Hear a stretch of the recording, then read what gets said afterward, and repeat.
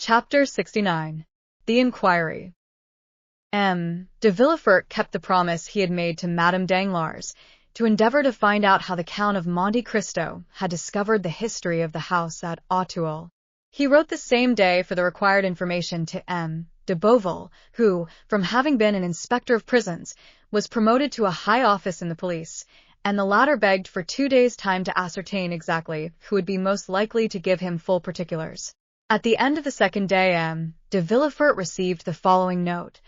The person called the Count of Monte Cristo is an intimate acquaintance of Lord Wilmore, a rich foreigner, who is sometimes seen in Paris, and who is there at this moment. He is also known to the Abbé Busoni, a Sicilian priest, of high repute in the East, where he has done much good. M. de Villefort replied by ordering the strictest inquiries to be made respecting these 2 persons. His orders were executed, and the following evening he received these details. The abbé, who was in Paris only for a month, inhabited a small 2-storied house behind St. Sulpice. There were 2 rooms on each floor, and he was the only tenant.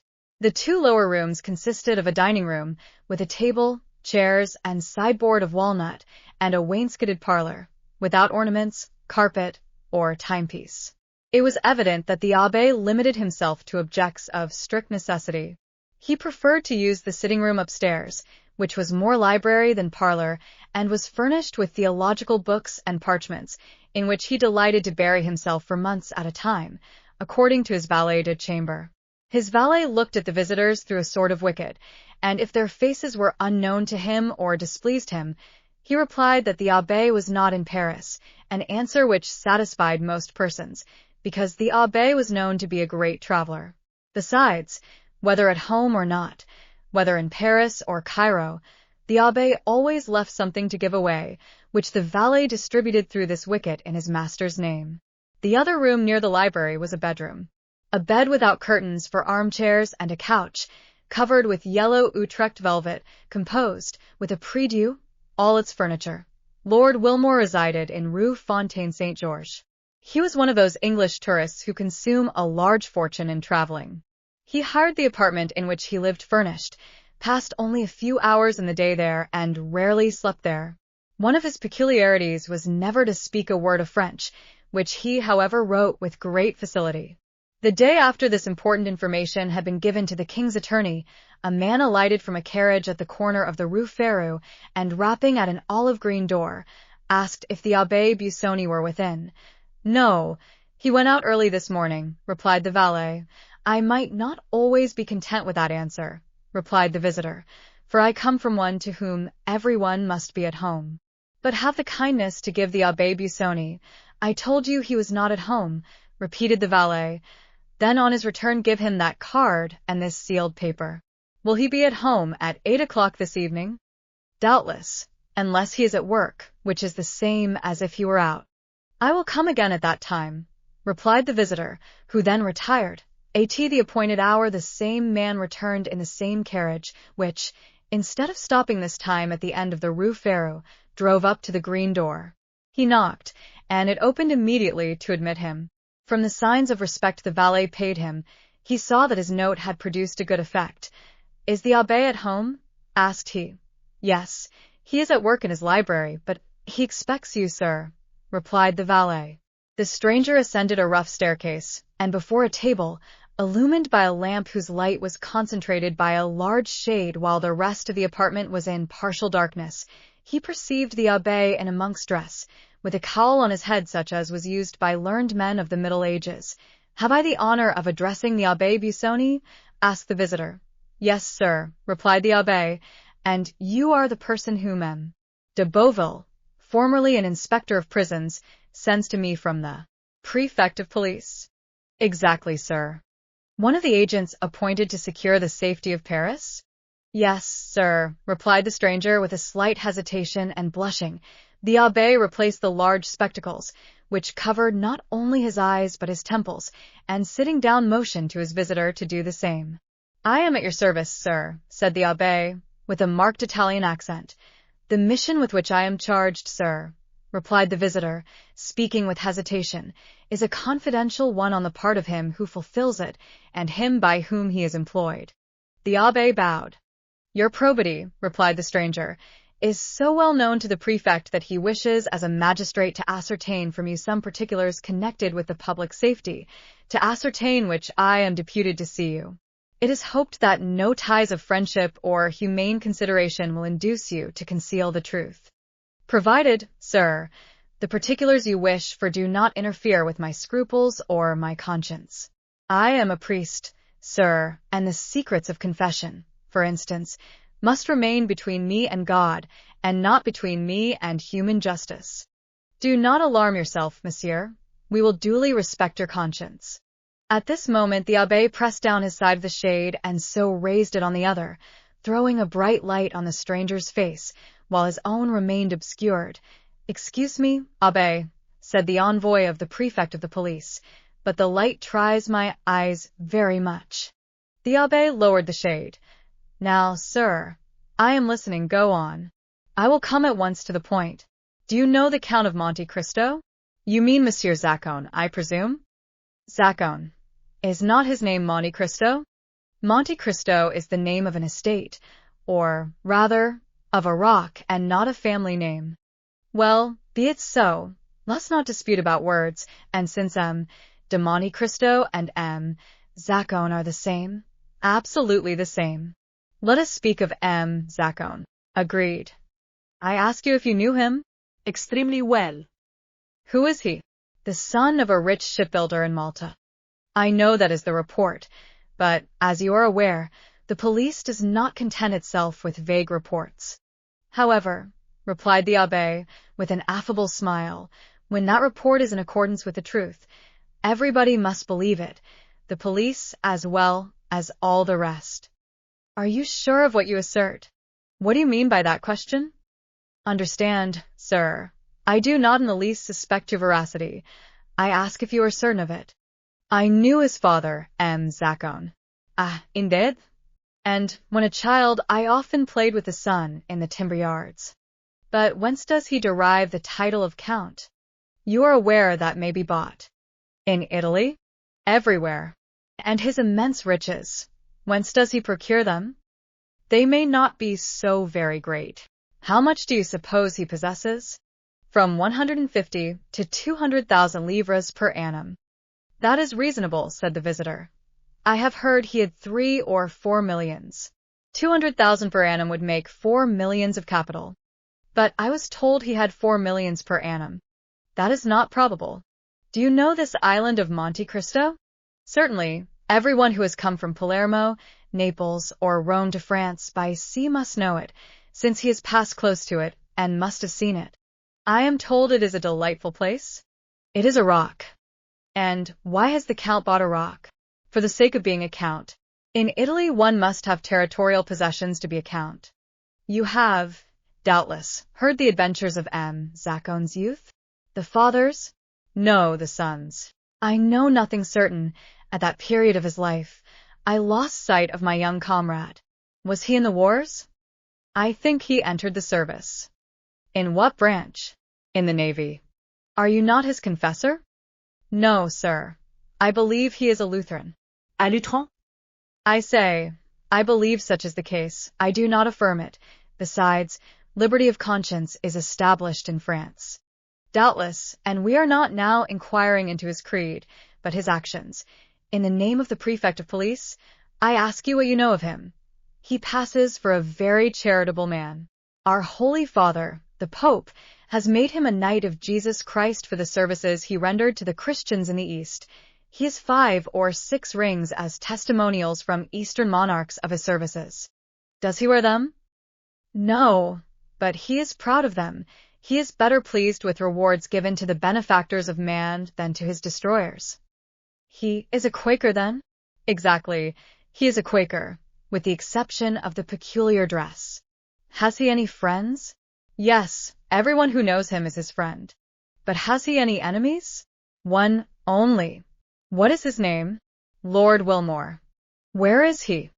He is in Paris, just now. Can he give me any particulars? Important ones. He was in India with Zacone. Do you know his abode? It's somewhere in the Chaussée d'Antin, but I know neither the street nor the number. Are you at variance with the Englishman? I love Zacone, and he hates him. We are consequently not friends. Do you think the Count of Monte Cristo had ever been in France before he made this visit to Paris? To that question I can answer positively. No, sir, he had not, because he applied to me 6 months ago for the particulars he required, and as I did not know when I might again come to Paris, I recommended M. Cavalcana to him. Andrea? No, Bartolomeo, his father. Now, sir, I have but one question more to ask, and I charge you, in the name of honor, of humanity, and of religion, to answer me candidly. What is it, sir? Do you know with what design M. de Monte Cristo purchased a house at Auteuil? Certainly, for he told me. What is it, sir? To make a lunatic asylum of it, similar to that founded by the Count of Pisani at Palermo. Do you know about that institution? I have heard of it.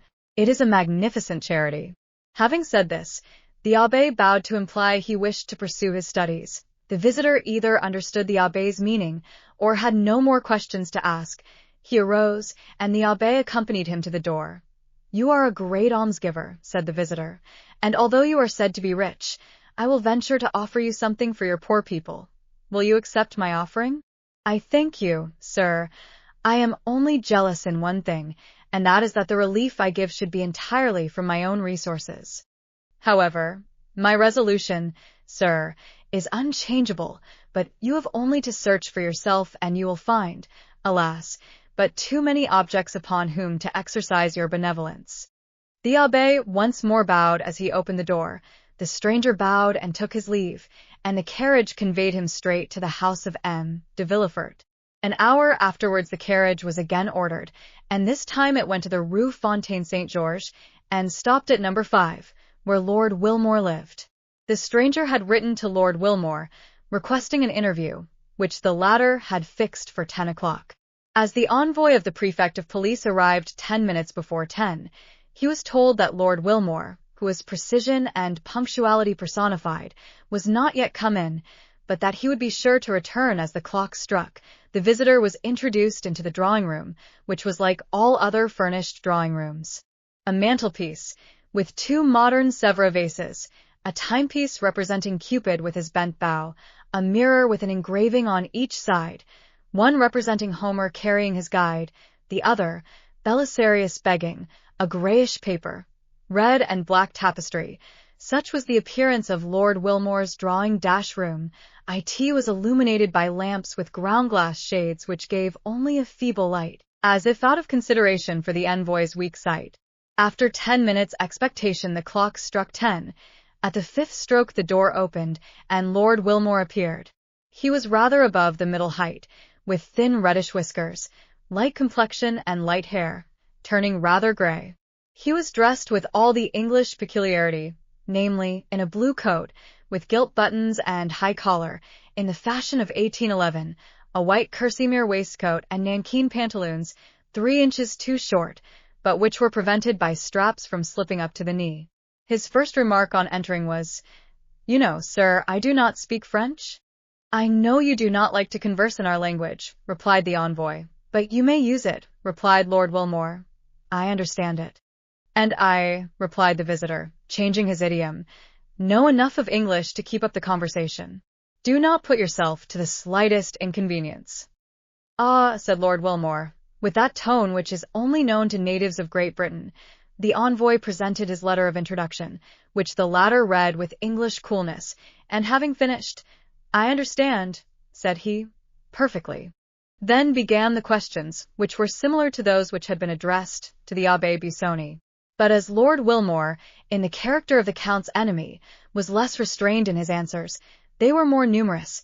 He described the youth of Monte Cristo, who, he said, at 10 years of age, entered the service of one of the petty sovereigns of India who make war on the English.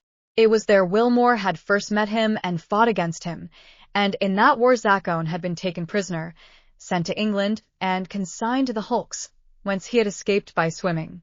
Then began his travels, his duels, his caprices. Then the insurrection in Greece broke out, and he had served in the Grecian ranks. While in that service he had discovered a silver mine in the mountains of Thessaly, but he had been careful to conceal it from everyone. After the battle of Navarino, When the Greek government was consolidated, he asked of King Otho a mining grant for that district, which was given him. Hence that immense fortune which, in Lord Wilmore's opinion, possibly amounted to 1 or 2 millions per annum, a precarious fortune which might be momentarily lost by the failure of the mine. But, ask the visitor, do you know why he came to France? He is speculating in railways, said Lord Wilmore, and as he is an expert chemist and physicist, he has invented a new system of telegraphy, which he is seeking to bring to perfection. How much does he spend yearly? Asked the prefect. Not more than 500,000 or 600,000 francs, said Lord Wilmore. He is a miser. Hatred evidently inspired the Englishman, who, knowing no other reproach to bring on the Count, accused him of avarice. Do you know his house at Auteuil? Certainly. What do you know respecting it? Do you wish to know why he bought it?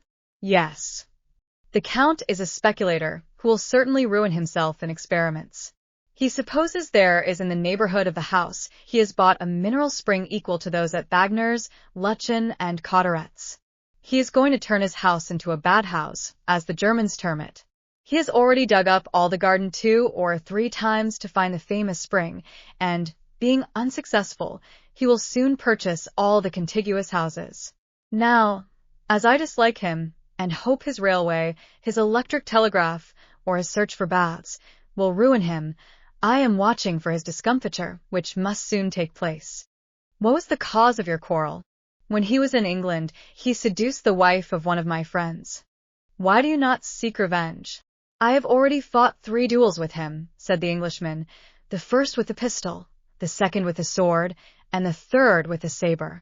And what was the result of those duels? The first time he broke my arm, the second he wounded me in the breast, and the third time made this large wound.